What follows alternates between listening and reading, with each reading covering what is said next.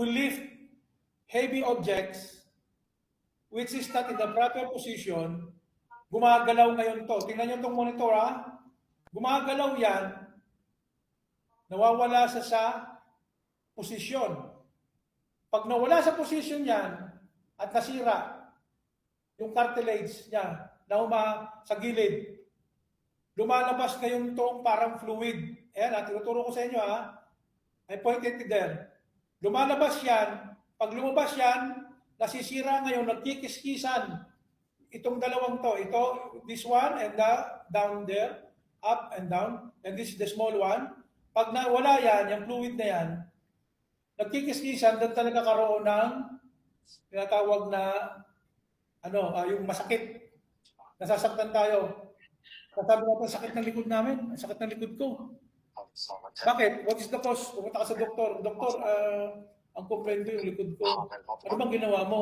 Kasi doktor, binuhat ko lang yung anak ko eh.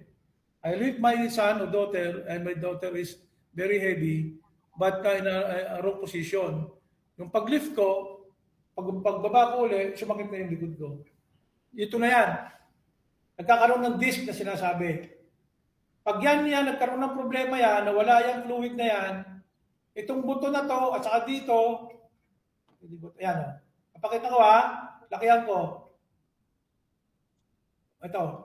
Nakita nyo yan ha, ito, tuturo ko ito, at saka ito, merong sa gitna na puti, na maliit.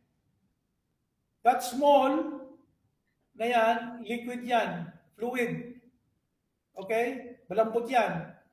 Pag nagbuhat ka ng mabigat na mali sa posisyon, nasisira ngayon ang posisyon niyang dalawa na yan, lumalabas ngayon yung puti na yan. May limit kasi. Pag lumabas yung liquid fluid na yan, magkikiskisan ngayon yung itong dalawang to. Lalo na yung yan, magkikiskisan siya.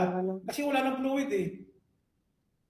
Doon lang ngayon kayo makakaramdam ng sakit ng likod. Hindi ko siya marinig. Gets no? Ha? Hindi ako marinig. Sir. Yes, sir. Yes, sir. Okay, very good.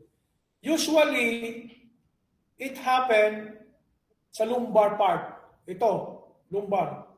1, 2, 3, 4, 5. Kasi ito na yung ano niyan eh. Ito na yan, oh. Dito yan, ito. Yung pagka yumuko tayo, yan. Yan ang L1 hanggang L5. So may sacral. So usually dyan tayo nagkakaroon ng problema, ng sakit. Yung tinatawag na disc. Kasi ako nagtuturo ako sa gym, marami akong pasyente, marami akong kliyente na lagi may sakit dito. Okay? Marami nagkakasakit na dito sa L1 hanggang L5. Ang laging nadadali dyan or ang laging tinatamaan ang L4 at L5. Mula sa 3 hanggang sa 5. Where is that part? From here. Dito sa may, ito. Kung nakikita nyo ha, tingnan yung picture ko. Dito. Yan. Kailangan kasi pag nag-lift tayo ng object, dapat diretso lang. Hindi yung nakatagilid. Kasi pag tumagilid tayo, halimbawa, ito no, kung nakikita nyo ako, pag nagbuhat tayo, ganito. Okay, ito yung straight